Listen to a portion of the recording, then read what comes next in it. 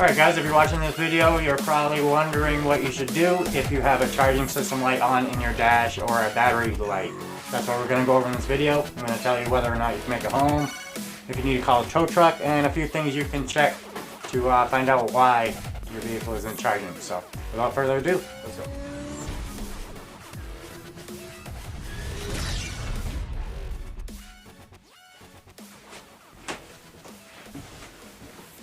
Alright, so you have a battery light or a charging system light on in your dash. What does that mean? Basically what that's telling you is your alternator is not charging your 12-volt battery in the vehicle, which would be a 12-volt battery like this in most cases. You have an alternator that's belt driven that's going to charge this battery, and the computer is going to sense whether or not it's charging or not.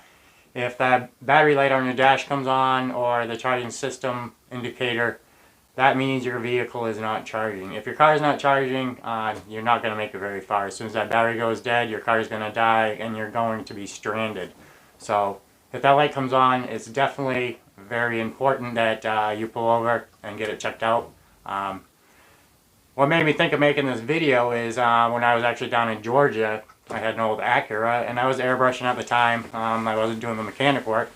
And my alternator shit the bed, and at the time, we didn't have the money to fix it, so what I actually ended up doing, I'm not suggesting anybody to do this, but I mean, sometimes you get into a tight spot and you got to do what you got to do. But we actually had a spare battery, so rather than replacing the alternator at the time, we were actually able to kind of creep by for a week, following week, until we went to the flea market and we made the extra money we needed or whatnot. But what we did is we would just we'd swap out the batteries. In my case, it was a bad alternator. It wasn't charging the battery, so the alternator had to be replaced. I did end up replacing it about a week down the road. But what I did until then is I actually carried an extra battery with me. So I had two batteries, one that was in the vehicle and then an extra battery.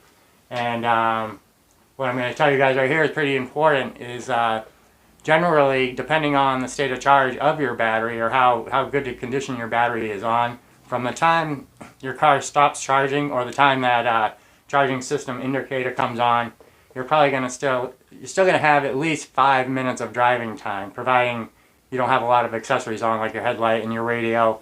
So if that light does come on and you only need to make it a mile or two, or you're close to your house, first thing you're going to want to do is shut all your accessories off. So turn the radio off, turn your headlights off. Hopefully it's not nighttime, and your chances of making it to where you're going are going to be much better.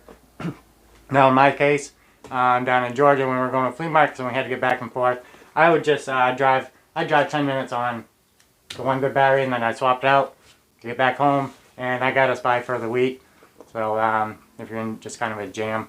But first thing you're going to want to check if that light comes on is probably just pop your hood and make sure the belt for the alternator itself is still there. That's a very easy visual inspection you can do. Second off, which is you're probably not going to be able to do on the side of the road, or if you bring it to a mechanic, probably what they're going to do next is they're actually going to start the vehicle up and they're going to test the battery to see if the alternator is charging. Now, I got my Power Pro hooked up right now, just to kind of give you guys an example of what's going on here. Now, a typical good battery is going to show 12.6 volts. I don't know if you guys can see that there, but that's showing 12.6 volts on this battery. So this is a nice, good, fully charged battery. Now, when your alternator if your alternator is not charging, that's the voltage you're probably going to see. You're going to see 12.6 or less if that alternator is not charging. And you can do this with a multimeter. I just have my Power Pro hooked up right now because it was at my disposal. Now let's look. I got this little jump pack here, which actually I also am having a giveaway. I was supposed to post that video a little while ago, so this is actually still up for grabs. So if you guys want a chance to win this, be sure to hit the bell notification, subscribe to my channel, and drop a comment below. And I'm going to be picking a winner for this here very soon, I promise you guys. So definitely do that if you want a chance to win this jump pack. I'll also leave a link to where you can buy this, where you can buy a Power Pro, and anything I use in this video will be in the comments below down here. So be sure to check that. But anyways, back where I was here with the battery. 12.6 batteries is the normal battery voltage. If your alternator is charging, you're going to see 13.5, 14, anywhere between 13 and 14 volts you should see.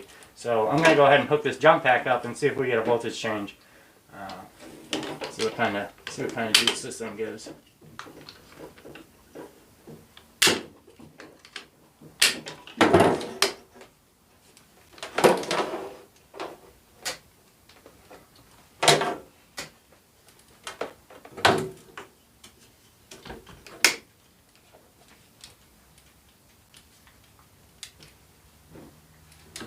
Alright, so that's hooked up there. It doesn't give charging system voltage, but it definitely does charge that battery. So that's actually the first time I checked it. I was just kind of curious. But here's another trick you can also do. If you don't have another battery, as long as you carry one of these jump packs with you, and you're running strictly off your battery and your alternator and the charging, you can go ahead and hook one of these up to the battery, and that's going to get you that extra few miles. Or you can use it as a backup if your battery does die in order to get your vehicle to a shop. Now obviously most people aren't going to want to take that risk, and if you can, I would call a tow truck and get it professionally checked out. But I know anytime I run into a jam, I like to come to YouTube and kind of look for, you know, tips or tricks or ways to get around spending money. So if you guys can save some money on a tow, then something like this is an option. Or like I said, you're probably, most likely, you're going to get 5 minutes or so of driving out of your vehicle on the battery charge you have. But that's never any guarantee, because you never know. I don't know the condition of your battery, how old the battery is. I mean, if it's an older battery that is in poor condition and has been overworking the alternator, which could be a good reason why a big reason why alternators fail in the first place, is a deteriorated battery that this alternator is just constantly trying to charge, and it ends up burning up the alternator. So if your battery is in poor condition and your alternator just failed, chances are you're not going to make it very far. So it's really a case-by-case basis. Best case scenario, if that alternator light comes on, you're going to want to get the vehicle somewhere off the road, either to where you're going, to a shop to get it repaired.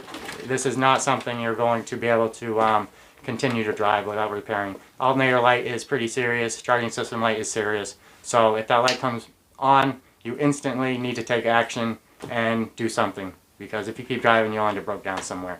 But hope this video was helpful, guys. Be sure to hit that thumbs up button and drop a comment below if you have any questions or anything like that, and subscribe to my channel if you haven't already. Till next time, guys.